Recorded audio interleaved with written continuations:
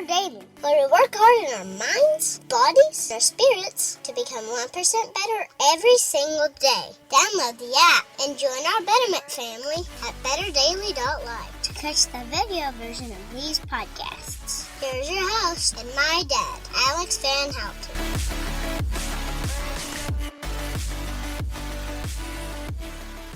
What is up, Betterment family? Welcome to Better Daily Live. It's Wednesday, Wildcard Wednesday, and I'm your host, Alex Van Houten. I'm going to be hanging out with you this morning as we do whatever we want, because that's what we do on Wildcard Wednesday. Now, as you can hear, I'm almost done with laryngitis. I can still speak. It's very hard to project my voice. In fact, this morning I was with a client at 5:30, and the fabled hypertrophy phase, push Alex's car up the driveway thing at 5:30 in the morning was part of his workout. True story. I use some slightly unconventional methods in my training, but it works. And it was funny because I was like, yes, you're doing a great job. Keep going. And I was like, man, you deserve a little bit more projection in your encouragement. So thank you guys for sticking with me and hanging with me. Today for Wildcard Wednesday, I'm going to be tagging in this post an episode of Defining Dad Bod called Upgrade Your Brain. And Upgrade Your Brain was the start of the Exercise in the Brain series on the Defining Dad Bod podcast.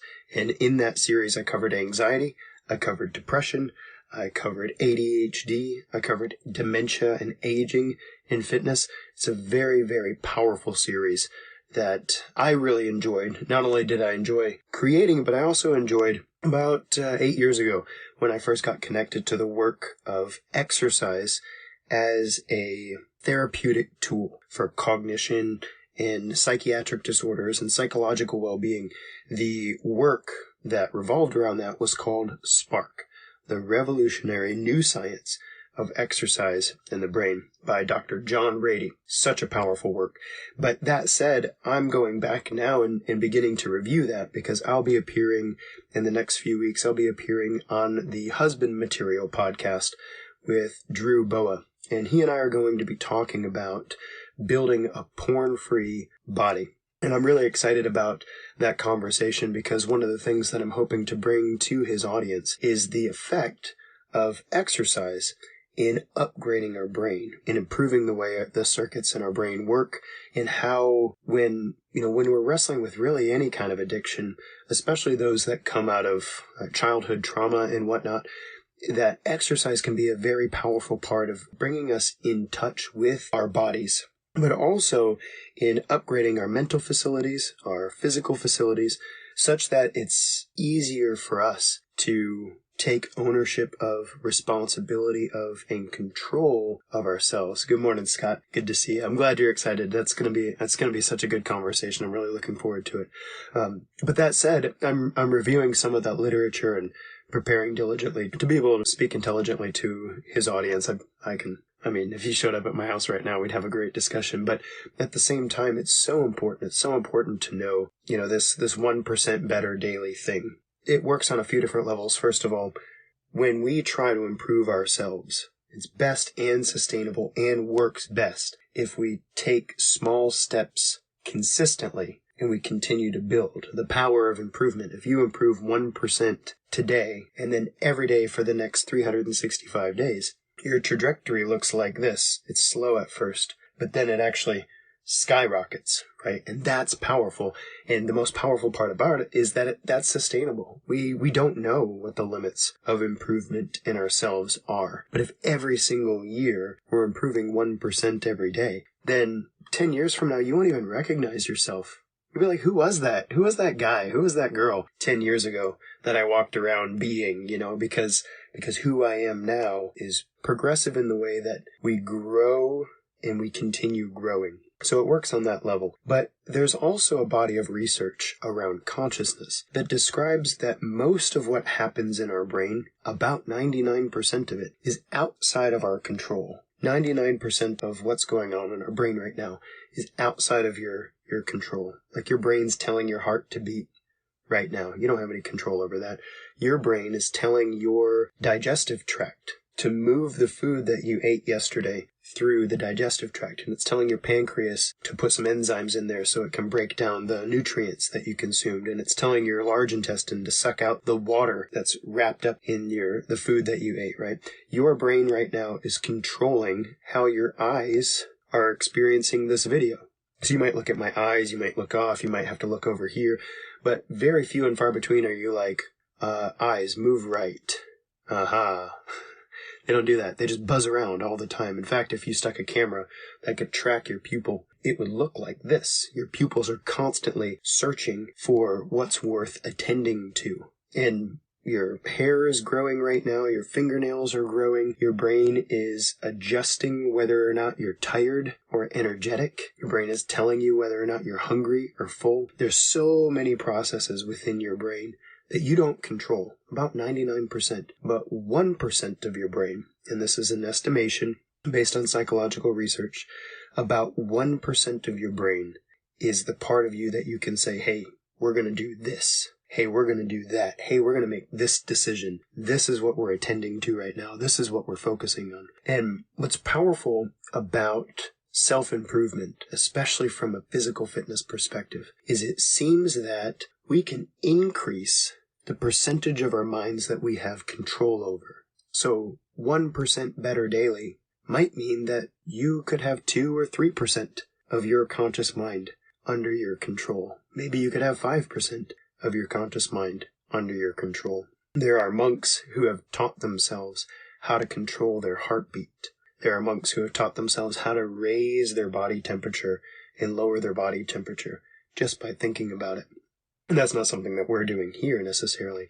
But when I get on the podcast with Drew Boa, and he and I are discussing about adverse childhood experiences, hypersexuality, and also the role that our exercise practice can play in increasing our ability to do what it is that we intend to do, then we're going to be speaking a lot about that. Because if you've ever wrestled with addiction, maybe you've smoked in your life, maybe you've been addicted to caffeine, right? If you've ever wrestled with addiction in your life, one of the things that is brutal about it is that you want to stop. You know it's wrong. You know it's not healthy for you. You know it's not good. You know it's causing damage, either physically or relationally, right?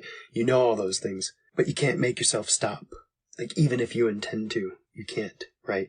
And so I'm really looking forward to this conversation with him, because if we can upgrade our brain through a conscious effort of 1% betterment daily, if we can upgrade our ability to do the things that we intend. In the Bible, Paul says it this way, "O wretched man that I am, that which I don't want to do, I do, and that which I want to do, I don't do. What am I going to do with this body of sin?" And when we can upgrade our bodies, when we can upgrade our brains to allow ourselves to do the things that we intend, to let our yes be yes and our no be no, and that our force of will and our ability to do the things that we set out to do, if we can improve all of that machinery, then I think not only would the world be a little bit better of a place, but it would be a little bit more enjoyable as individuals who are doing the things consciously that we intend to do. So I hope you'll check out this episode that I'm linking here for Wildcard Wednesday. It's called Upgrade Your Brain. It starts the exercise in the brain series on defining dad bod, and I really enjoyed creating the series. It's a little scientific. You might need to listen to it a couple times to really walk away with what's going on in there, but I'm looking forward to your feedback. We're going to upgrade our BDNF, we're going to decrease our amygdalic response, and we're going to upgrade our brain. And don't worry, you'll know what that means after you listen to that episode. This has been Alex Van Houten in Better Daily Live. Thank you guys for joining me. Until next time, it's just 1%. You got this.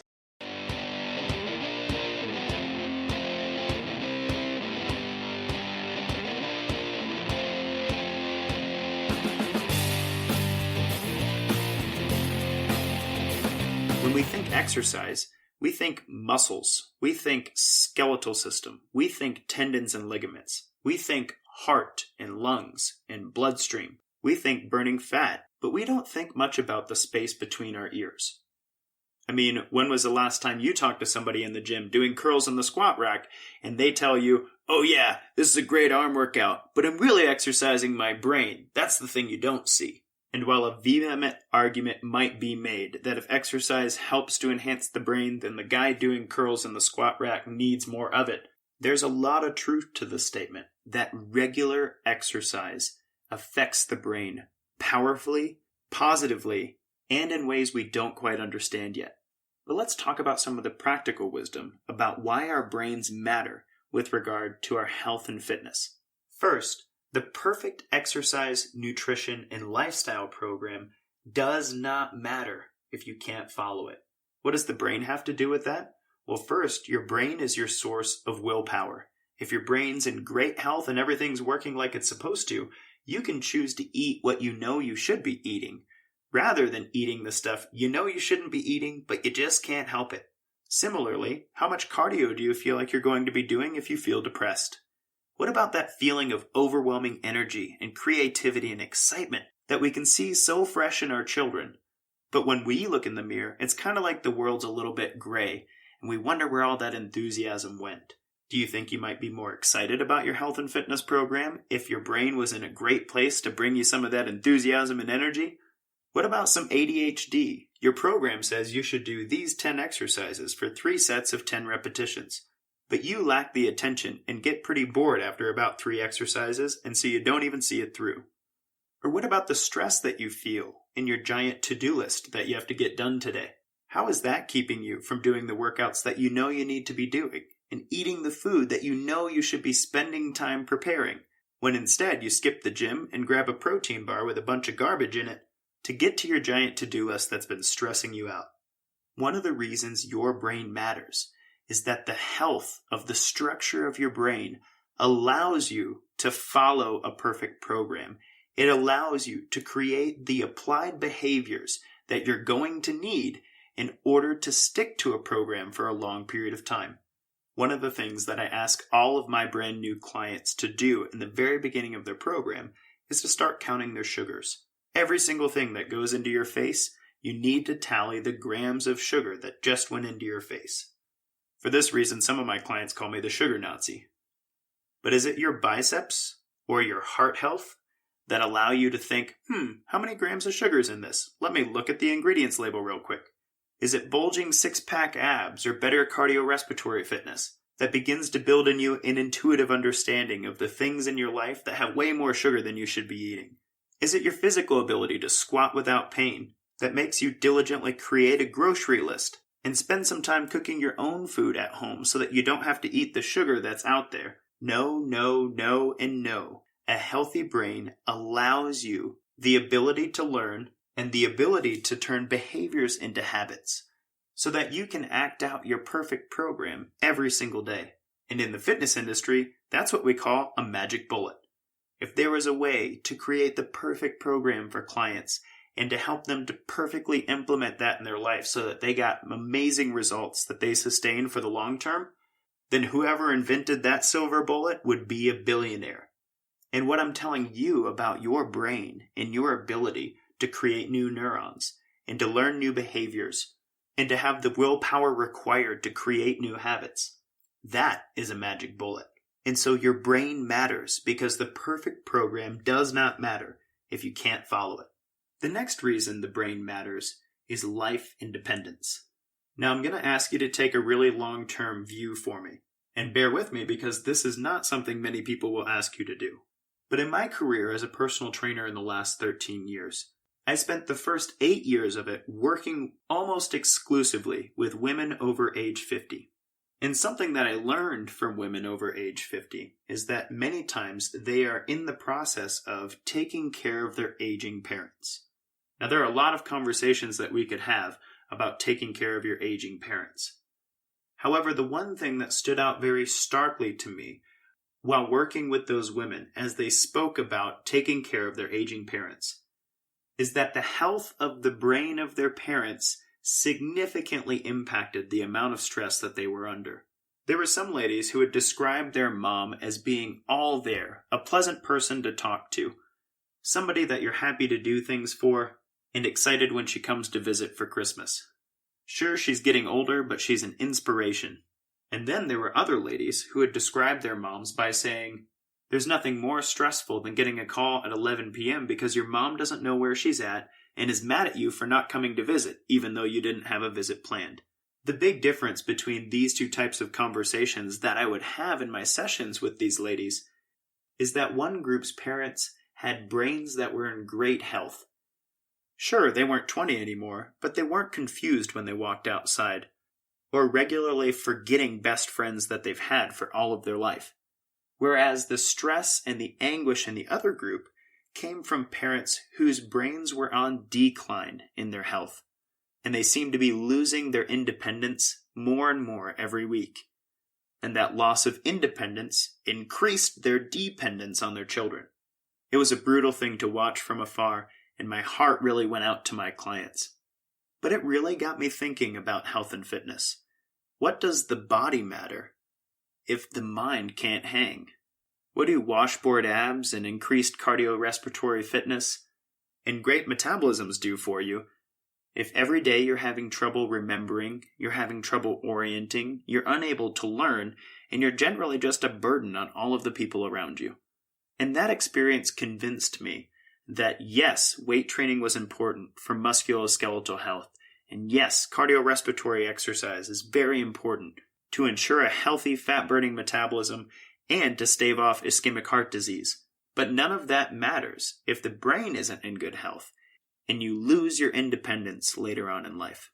Your brain matters in your health and fitness because it is the foundation of your personal independence.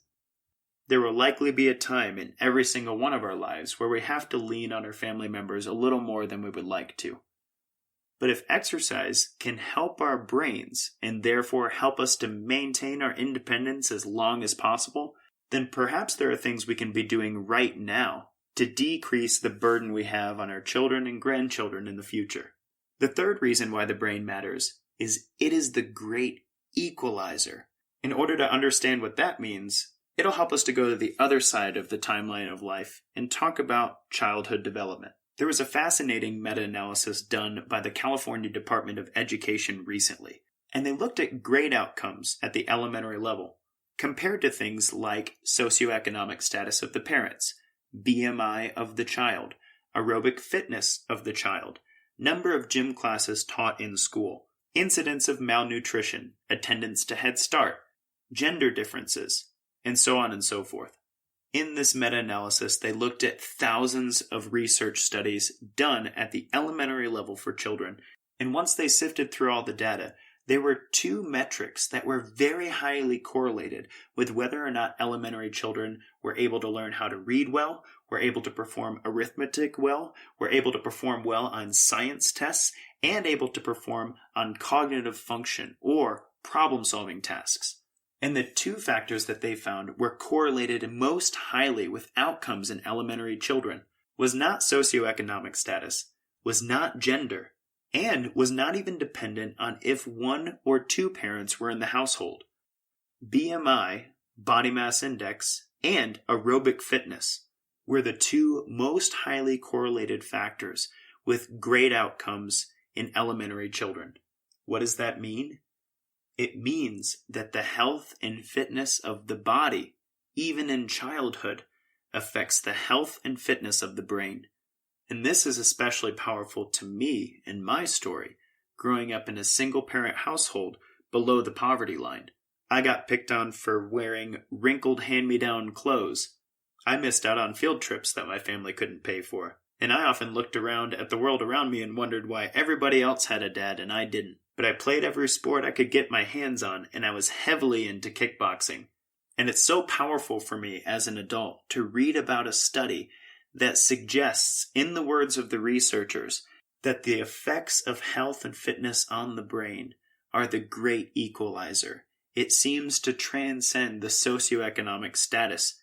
In fact, the effect is so monumental that in the research it transcends whether or not you're poor, whether or not both parents are in the house, or whether or not you have the, quote, opportunities that other people might have that might give them the leg up in the grades world.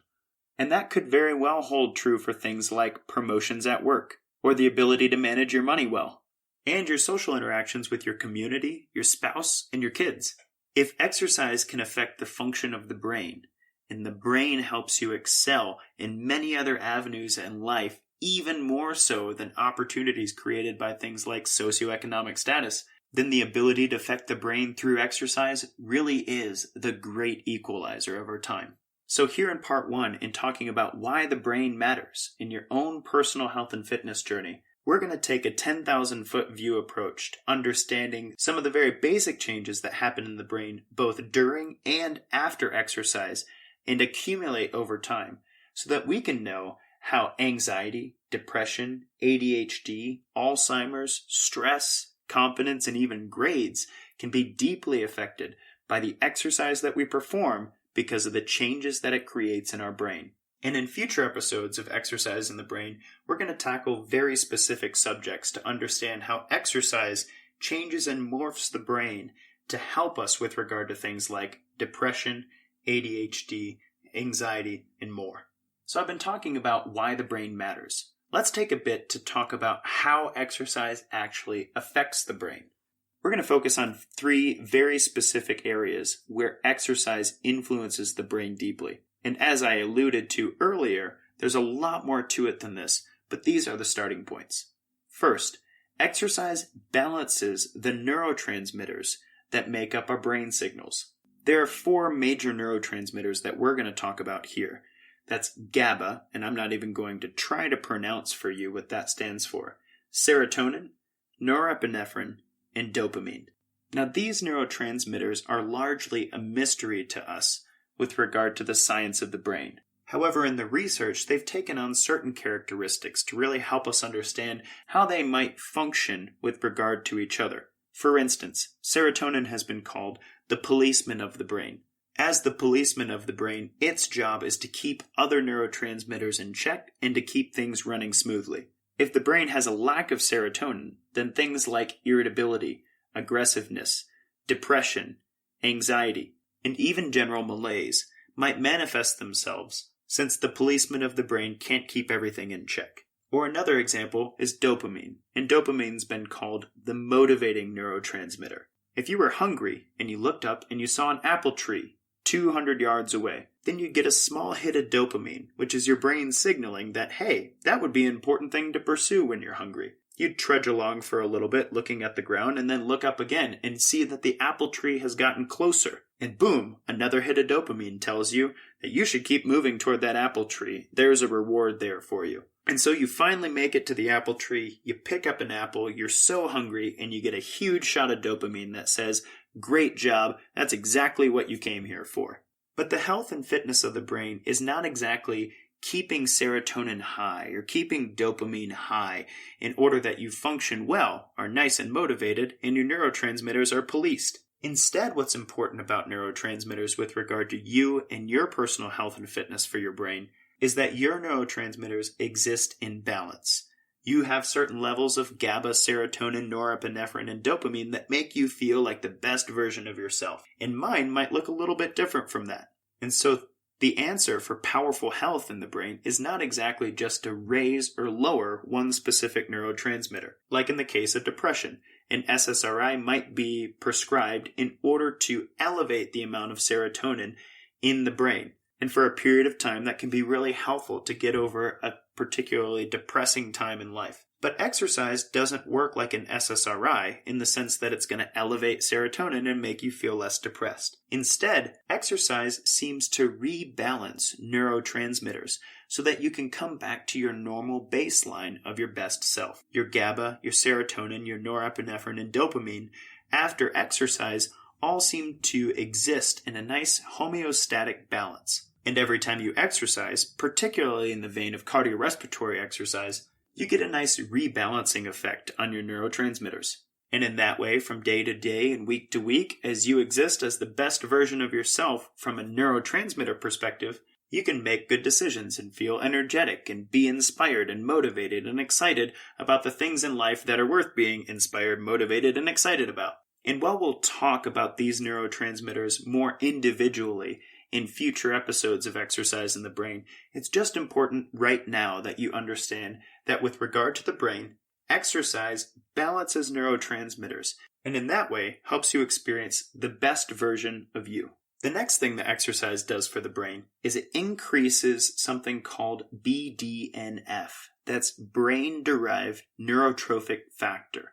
Now, BDNF is not necessarily classified as a neurotransmitter.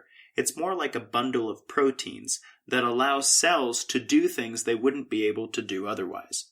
BDNF is exceptionally important because it allows brain cells to sprout new connections with other brain cells.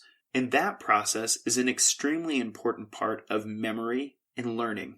Dr. Rady calls it in his book, the miracle grow of the brain. And exercise increases the amount of that miracle grow. After a bout of 20 to 30 minutes of cardiorespiratory exercise, that is running around the block, hiking up a mountain, going for a bike ride, dragging your toddler, you get a nice uptick of BDNF in the brain, which actually increases your nerves' ability to connect with each other. And that translates to you learning your job in a way that accelerates you toward a promotion, or getting better at counting the amount of sugar that you eat in order to regulate your insulin and drop the body fat you'd like to drop. It also allows the areas of the brain that should be connected in order to reduce anxiety to work more efficiently. For instance, there's a portion of your brain called your hippocampus, which has many jobs, but one of the jobs is to regulate the function of the amygdala. If your amygdala is allowed to do whatever it wants, then you're going to be a stressed out, anxious mess all of the time.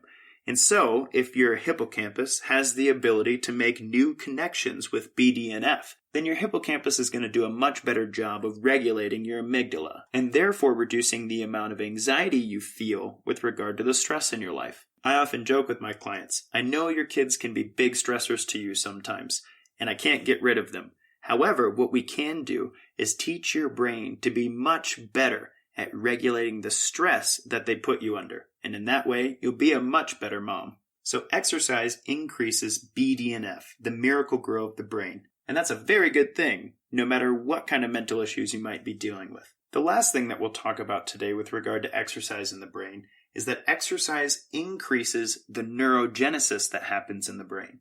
Neuro being new nerve cells, genesis being the creation of. So neurogenesis is the creation of new cells in the brain.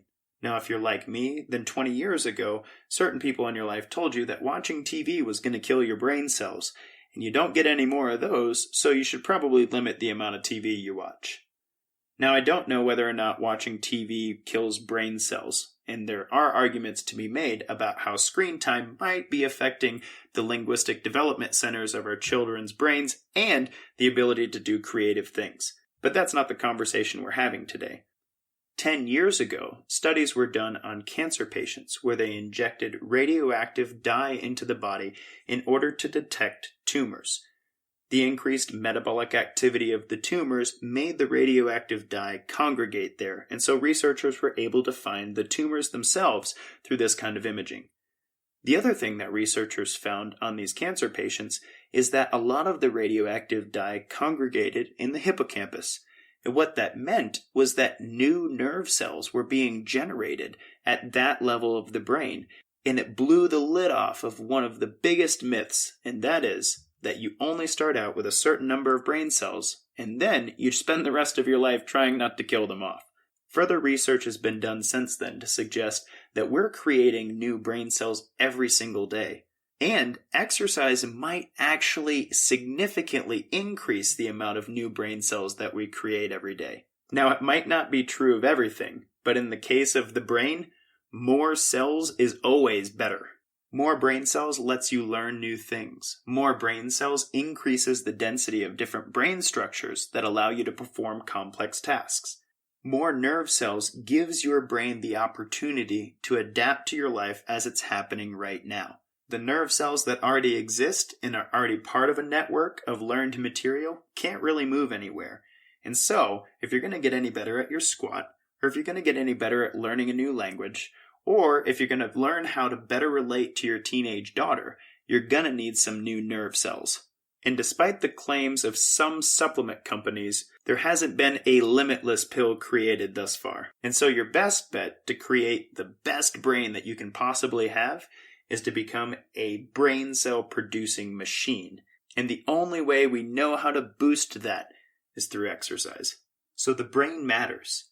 And exercise affects the brain very deeply at the level of balancing neurotransmitters, increasing BDNF, and increasing neurogenesis.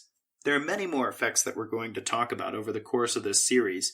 However, I want to end part one with a conversation about where cardiorespiratory fitness and weight training fit into these effects on the brain. It turns out that the vast majority of the positive benefits on the brain with regard to exercise come from cardiorespiratory fitness. In other words, cardio exercise, like going for a run, riding a bike, going swimming, hiking a mountain, doing the row machine, doing lots of burpees, these seem to have a disproportionately powerful effect on things like balancing neurotransmitters, increasing BDNF, and increasing neurogenesis. That is, pound for pound, if you do 30 minutes of cardio training versus 30 minutes of weight training, there seems to be a more profound positive benefit for your brain from the cardio training rather than the weight training. And while reading through the research, you might be tempted to think that cardiovascular physical fitness is the most important and most powerful part of any health and fitness regimen. I mean, if the brain is a significantly important part of your health and fitness, and your heart is, then it's very clear that cardiorespiratory fitness is superior to strength training, or some might say that cardio is more important than weight training. And many experts in exercise physiology, psychology, neuroscience, and beyond have argued that point pretty exhaustively. While being a strong advocate for weight training, both for my personal proclivity and my experience with clients themselves, I was challenged to think about this pretty deeply. And I was struck with two very real obstacles with regard to cardiorespiratory fitness. The first is that cardiorespiratory fitness is, in its essence, a repetitious movement. Running, cycling, rowing, swimming, they require the same muscles and the same joints to do the same movement over and over and over and over again. These repetitious movements ad nauseum create the opportunity for many injuries to occur in cardiorespiratory fitness. I don't know how many runners have told me, oh yeah, I get plantar fasciitis, or I have to roll my AT bands, or my hips and my back start to hurt. Or how many cyclists have told me, yeah, my hip flexors are really tight and my pelvis rolls forward. Or how many avid tennis players have told me that their shoulders are in really rough spots and they're going to have rotator cuff surgery. The second limitation of cardiorespiratory physical fitness is that those repetitious movements not only create injuries pretty often, but they also create imbalances. For instance, a cyclist will often be hip flexor dominant, where their hip flexors are shortened because of the nature of the movement of a bike. The hip flexors being shortened often also increases the length of the abdominal muscles while shortening the length of the low back muscles and rendering the hamstrings much tighter than usual. All that to say, somebody who spends hours and hours cycling might get increased BDNF, better balanced neurotransmitters, and increased neurogenesis, but then suffer from back pain, tight hamstrings, and have to stop cycling eventually, and all of those benefits go by the wayside.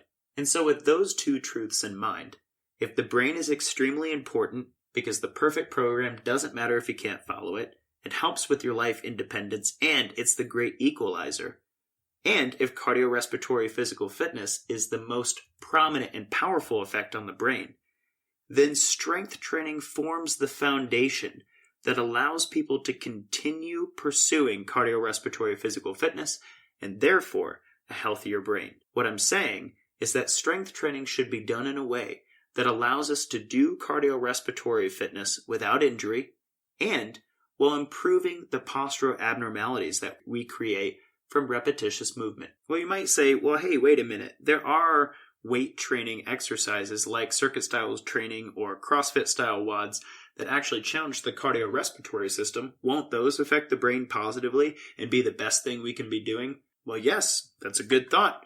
That is a possibility. And in previous shows, I've addressed why I'm particularly interested in keeping cardio and weights from a programming perspective. But this episode is not a time to have that discussion. What I hope you take away is that with regard to brain health and fitness, cardiorespiratory exercise has powerful and profound impacts on our brain structure and function. And without resistance training, then cardiorespiratory exercise will likely result in some sort of injury and developing muscular imbalances. And if we care to continue to take good care of our brain, then resistance training needs to be implemented in a way that allows us to continue to do cardiorespiratory fitness without undue pain and without undue injury. And with that being said, let me point out that I said most of the benefits for the brain come from cardiorespiratory fitness. We'll actually find in the dementia and Alzheimer's parts of this series that new skills learned in resistance training can be a powerful part of staving off dementia and Alzheimer's. But for now, I think I've given you plenty to chew on. And so in summary, in health and fitness, many people think of only the adaptations that happen in the muscles, the tendons, the ligaments, the body composition, or maybe even the heart and the lungs. But in this series, Exercise in the Brain, we're going to be focusing on how exercise impacts the structure and function of the brain. This matters because the brain deeply affects our life independence, our ability to transcend hierarchies, and the ability to affect change because of the perfect programs that perhaps might come about someday. In future episodes, we're going to talk about stress, anxiety, depression, ADHD, Alzheimer's, and more. And I'm excited to talk to you about what balancing neurotransmitters, increasing BDNF, and increasing neurogenesis might do to help us with those things. And lastly, when you're thinking about how this might work in real life, we're going to use resistance training to stave off injuries and create a great foundation for the cardiorespiratory physical fitness that's going to allow us to affect our brain positively. And if this was a lot for you to take, I suggest you hop on the treadmill for about 20 minutes and then listen to it again. Maybe that increased BDNF will help it all stick. I'm very excited to continue exploring this topic with you, and I can't wait for it to be practically applied in your life to become a better version of you. This has been Alex Van Houten with Defining Dad Bod. Until then, guys, kick butt, take names.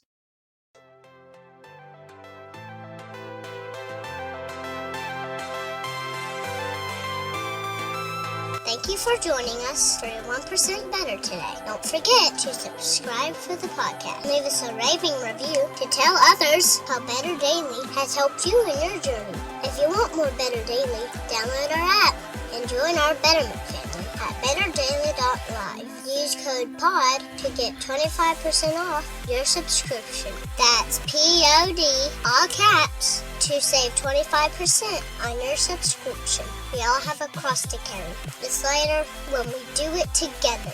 Go to betterdaily.live today.